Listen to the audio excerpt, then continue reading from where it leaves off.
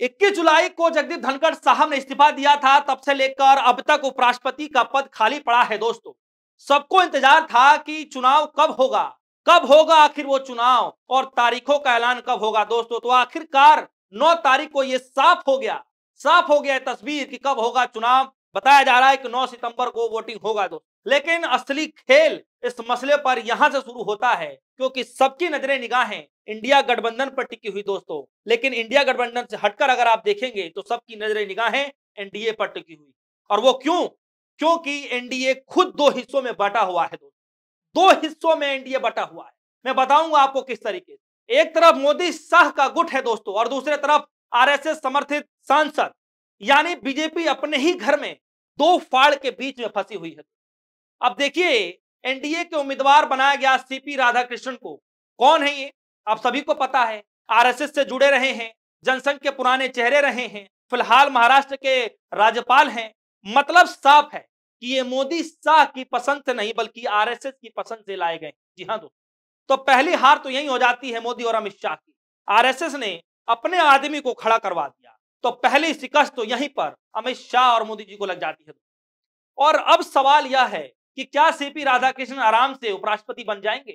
कागज पर तो एनडीए के पास बहुमत है, लेकिन लोकसभा और राज्यसभा मिलाकर उनके पास करीब 422 वोट हैं, जबकि जीत के लिए चाहिए 394 वोट। तो साफ साफ ये जीत दिखाई दे रहा है। लेकिन खेल यहां से शुरू होता है, खेल यहां खत्म नहीं, यहां से शुरू होता है। दरअसल अंदर खाने खबर यह आ रही है कि 37 सांसद बगावत के मूड में हैं। और दरअसल ये खबरें कहावतें जो भी चल रही हैं, सोशल मीडिया का दौरान जमाना है, और लगातार लोग अपनी अपनी राय रख रहे हैं और कह रहे हैं कि जो कॉन्स्टिट्यूशन क्लब वाला जो मामला हुआ था, जो चुनाव में आपको नतीजे देखने को मिले दोस्तों, कहीं ना कहीं अंदर खाने वो 37 सांसद बगावत फिर से कर सकते हैं, बगावती मूड में अपनाते हुए दिखाई दे रहे हैं।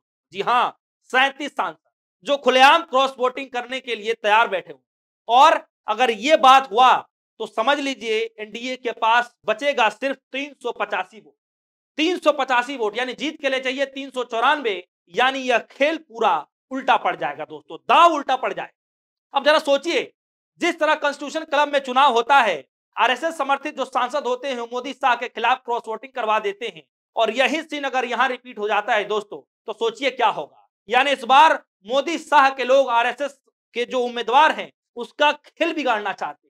एक तरफ अमित शाह के जो कह लीजिए कि जो चहीते नेता थे वालियान साहब, जिनको कॉन्स्टिट्यूशन क्लब में जो है बनाया जाता है, मैदान में उतारा जाता है, अमित शाह ने पूरी तरीके से अपना हाथ रख दिया था, आशीर्वाद बना दिया था।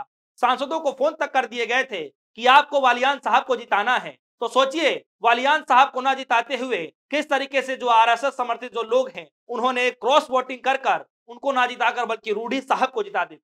और सोचिए दोस्तों, अगर यही हालात बने रहे तो जिस तरीके से क्रॉस वोटिंग को लेकर ये खबरें चल रही हैं, आने वाले समय में जब उपराष्ट्रपति का चुनाव होगा तो वहां पर अब आरएसएस समर्थित लोगों को जो है बीजेपी अमित शाह के लोग जो है हराने का काम करेंगे, ऐसे कहा जा रहा है दोस्तों। और असली फायदे में तब कौन आ सकता है, आप जरा सोचिए। क्या इंडिया गठबंधन आएगी या एनडीए घटक दल आएंगे? बताइए कौन आएगा उस वक्त असली फायदे में। क्योंकि अगर एनडीए के घर में ही बगावत हो जाएगी दोस्तों, तो फिर इंडिया का उम्मीदवार अपने आप जीत जाएगा, वो बड़े आराम से जीत जाएगा और उपराष्ट्रपति बन सकता है। मीडिया के अगर आप शोर सुनोगे तो ऐसा लगेगा जैसे दक्षिण भारत से उम्मीदवार आएगा, डीएमके मान जाएगी, उद्धव ठाकरे पर दबाव बनेगा, वगैरह वगैरह तमाम तरीके की बातें कही जाएंगी। लेकिन हकीकत तो यह है दोस्तों कि डीएमके ने साफ कर दिया है कि हम गठबंधन के फैसले से साथ जाएंगे, इंडिया गठबंधन के साथ जाएंगे। मतलब इंडिया गठबंधन का ब्लॉक टूटने वाला नहीं है। जी हाँ दोस्तों, तो कहानी का सार यही है दोस्तों कि एनडीए की जो लड़ाई आरएसएस बनाम मोदी शाह के बीच है, वह इस बार चुनाव में यानी उपराष्ट्रपति के चुनाव में असली फैक्टर बन करके उतरेगा। और इसमें नुकसान किसका होगा आप सभी जानते हैं, एनडीए का होगा, और फायदा किसका होगा आप सभी जानते हैं, इंडिया गठबंधन का होगा। तो अब देखना काफी दिलचस्प होगा कि 9 सितंबर को किसकी बाजी लगेगी, और क्या आरएसएस का दाव काम करेगा या मोदी शाह का पलटवार करके आरएसएस के उम्मीदवारों की गोटी सेट कर देंगे। तो खेल तगड़ा है और सस्पेंस भी उतना ही तगड़ा है दोस्तों।